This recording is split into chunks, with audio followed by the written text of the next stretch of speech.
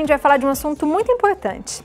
De acordo com a Unesco, a pandemia afetou mais de 1,5 bilhão de estudantes e 63 milhões de professores primários e secundários no mundo. As aulas online não são uma realidade de todos, já que cerca de 826 milhões de alunos não têm acesso a um computador em casa. Alguns estados brasileiros já estão se preparando para retomar as aulas presenciais. Em São Paulo, o retorno está marcado para o dia 8 de setembro. A pandemia não apenas impactou a educação, como deixou em evidência problemas como a desigualdade social e a falta de investimentos. Para a gente falar um pouquinho sobre os desafios da educação pós-pandemia, eu converso agora via Skype com a doutora em educação Simone Lavorato. Simone, muito boa tarde, seja bem-vinda ao nosso programa.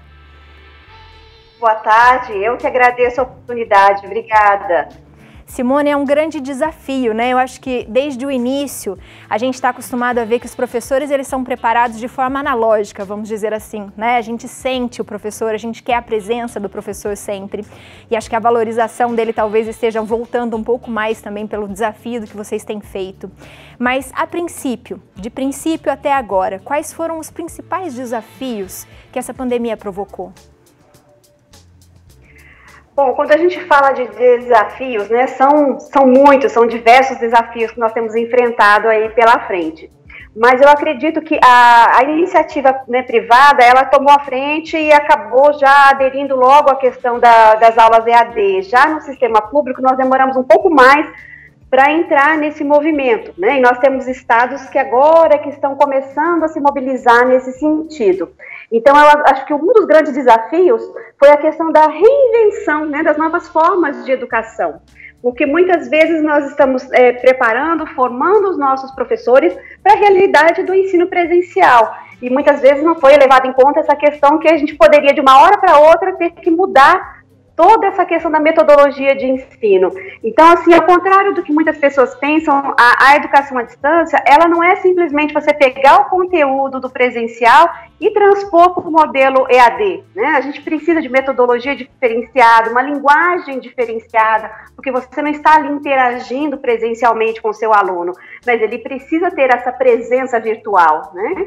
Então, assim, o grande desafio que eu acredito agora, nesse momento, em relação aos professores, seria adequar, né, todo esse conteúdo, toda essa bagagem de conhecimento que os professores têm para um modelo, né, de mediação por meio aí da internet, por meio de outros recursos. Por outro lado, pode continuar. Por outro lado, esse eu acho que é o grande desafio dos professores, mas o grande desafio dos alunos, né, é aprender dessa forma remota, que eles não estão acostumados com isso. Você imagina uma salinha de primeiro ano, as pessoas ali aprendendo, sendo alfabetizadas, e de repente ele já tem que se deparar com o professor ali, né, uma relação mais fria, mais distante, que ele não está tão acostumado, sem aquela oportunidade de pegar na mãozinha dele, de ensinar, de estar junto, né? Então eu acredito que para os nossos alunos esse é um dos grandes desafios. Até porque quando a gente pensa em aprender, né, o aprender é uma palavra ampla demais. Então, quando a gente coloca substituindo a lousa pelas telas, ainda mais para uma criança que está na fase de alfabetização com 7 anos de idade, para ela aprender e aquele conteúdo entrar na cabecinha ali, é muito desafiador. Isso, é muito desafiador, sem dizer que nós temos uma realidade, como você mesmo disse agora há pouco, uma desigualdade muito grande no nosso país, que muitos não têm acesso nem a essa tela fria, né? Então, assim, uma das metodologias que estão sendo utilizadas por algumas secretarias de educação é entregar o material impresso para o aluno. Aí você imagina como esse distanciamento aumenta, como essa dificuldade fica muito mais latente, né? Então, ele vai pegar um papel, um texto enviado pelo professor, ele vai ler aquele texto e aquilo vai ser tudo o que ele tem, né? Sem dizer que muitas vezes a nossa realidade não permite que ele tenha uma pessoa ali de casa que possa auxiliá-lo.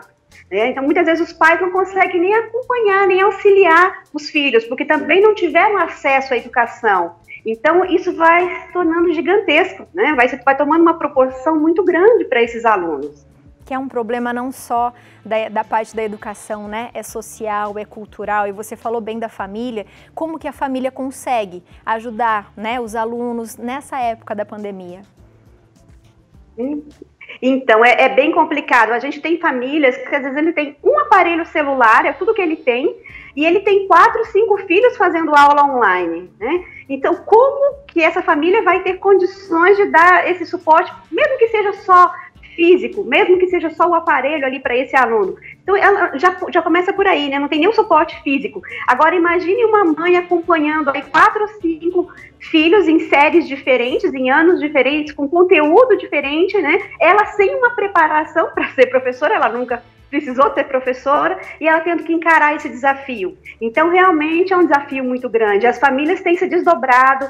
Eu tenho recebido relatos de famílias que eles começaram a fazer digamos assim, né, eles estão fazendo um rodízio entre os filhos para que possa acompanhar um pouquinho de cada filho, mas mesmo assim a situação é complicada. Então, quando a gente fala disso, a gente tem a questão dessa questão do material que a gente não tem, o bem material mesmo, as pessoas não têm os computadores, não têm os aparelhos celulares com acesso à internet, a gente não tem uma família preparada para lidar com isso, né? Muitas pessoas não estão entendendo a dimensão que isso pode trazer para a vida de uma criança.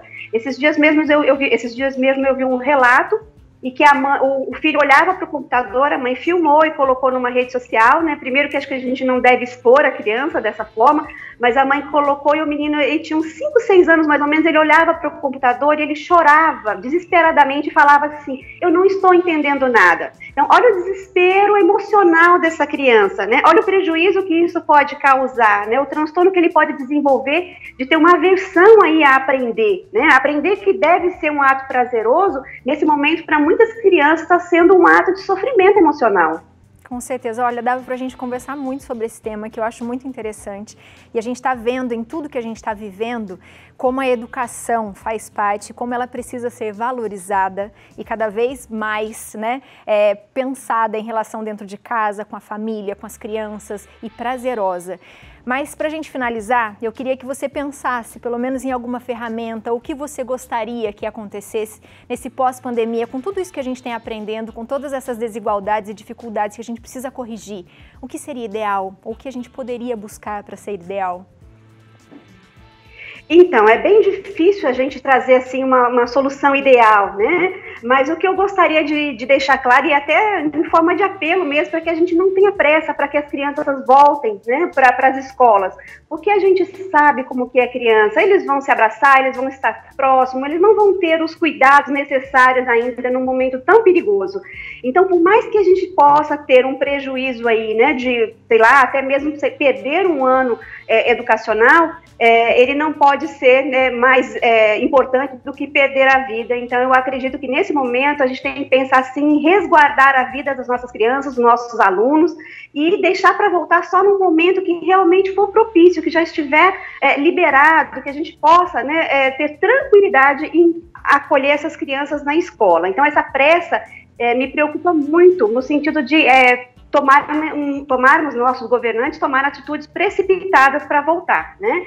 Agora, nesse sentido, o que eu acredito que nós podemos fazer enquanto cidadãos, eu acho que a gente pode fazer também campanhas, que é o que a gente tem tentado fazer, para que a gente possa conseguir doações. Muitas pessoas têm lá um notebook que está parado em casa, que não está sendo utilizado. Muitas pessoas têm aparelhos celulares que já trocaram por outros mais modernos, que o aparelho está lá, e que a gente possa ir nas escolas, identificar junto com os coordenadores, com a direção, quem são as crianças que estão precisando desse aparelho, que não tem esse aparelho, para que a gente possa fazer essa doação. Eu acredito que nesse momento é o que a gente pode fazer assim, de mais efetivo para tentar diminuir aí essa questão da desigualdade das crianças que não têm acesso às aulas online.